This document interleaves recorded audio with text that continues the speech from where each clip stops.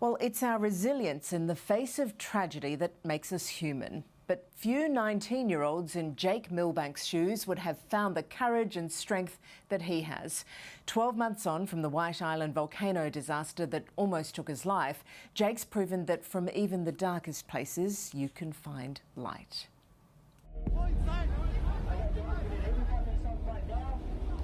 Was it like walking into a sauna or a steam room?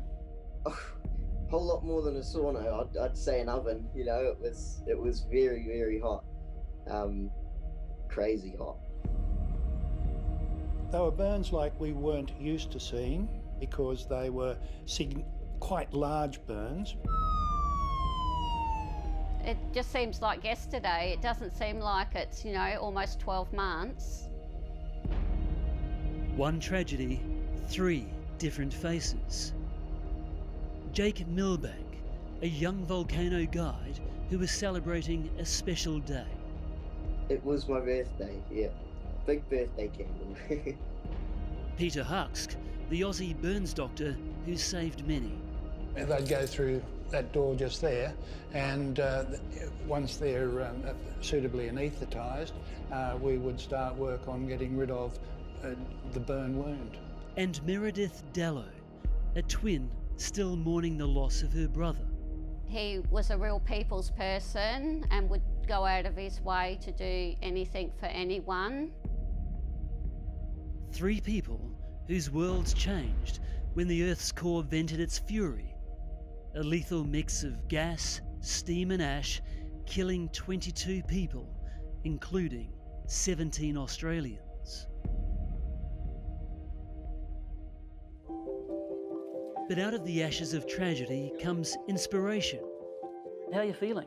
Well, I've had a lot of time to kind of reflect on it, and I'm pretty impressed with myself, really, I guess, how I've handled it. Jake Milbank embodies the spirit of survival. This was the local White Island tour guide 12 months ago. But look at him now. Back behind the wheel, walking the dog, running, even kicking the footy about. You don't have words to explain it. You're kind of looking at this thing that should have killed you, Jake was turning 19 years old the day the volcano blew. Hey, what a present. Jeez. I mean, it wasn't exactly what I asked for, but... This is how he recalls surviving the spine-tingling tragedy. I saw the big plume of ash starting to go up, and we all kind of said, get out of here, follow us, run, and all got in behind the rock, and then, it just went black, went dark, and then all of a sudden got really, really hot, and we were all, all you could hear was just people screaming, and, it was pretty intense, I got rolled around on the ground a few times, and my gas mask actually came off. The whole way back, I was just kind of holding my shirt over my face. It was definitely hard to hide from, no matter how curled up you were. Got on the boat and started rinsing all the ash and stuff out of my eyes, and the last thing I remember is being on the boat with people all around me, pouring water over me, covering us in blankets. Jake spent 2 weeks in a coma with burns to 80% of his body. When I kind of woke up, I was kind of like, oh yeah, I'm bad, but I'm not that bad, And then when you saw the videos, what did you think? I thought, bloody hell, like it was big. It was big. With burns units in New Zealand overwhelmed, it was imperative Australian victims were rushed home for life-saving treatment. But given the rare nature of their severe injuries, even our most experienced burns doctors admit they too didn't know what to expect. You have a mixture of radiant burns, conduction burns, and inhalational injury, quite like we've not seen before. Dr. Peter Huxk is the head of the burns unit at Sydney's Concord Hospital. People with burns at around the 80% level with inhalational injury basically died. Gavin Dello and his stepdaughter Zoe Hosking were two Aussies who perished on their adventure holiday. Gavin loved his cricket, and his twin sister Meredith is still coming to grips over the sudden end of her brother's innings at the age of just 53.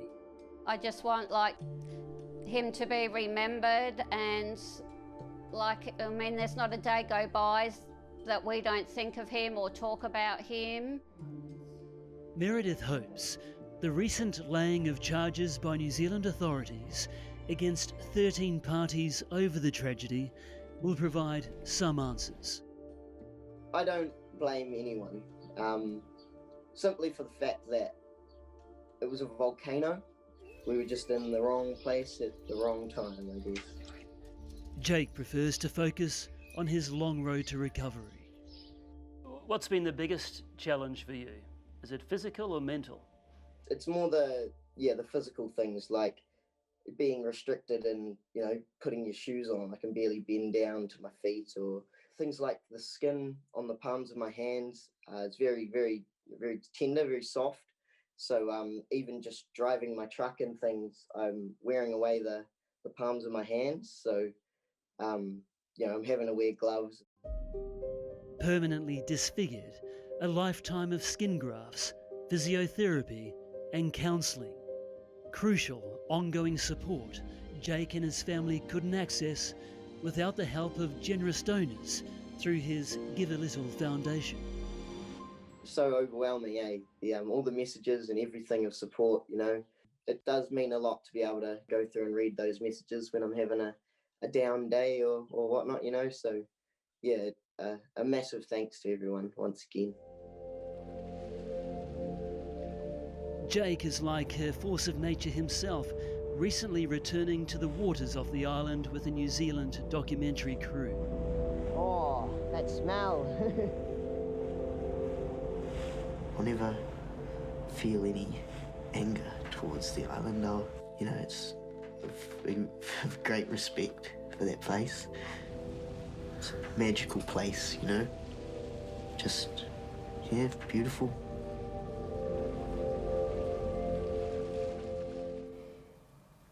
Isn't he amazing? It's Jake's 20th birthday tomorrow. Happy birthday, Jake. He's going to celebrate with family and his mates. And remarkably, he hasn't ruled out returning to White Island as a tour guide should it reopen to visitors.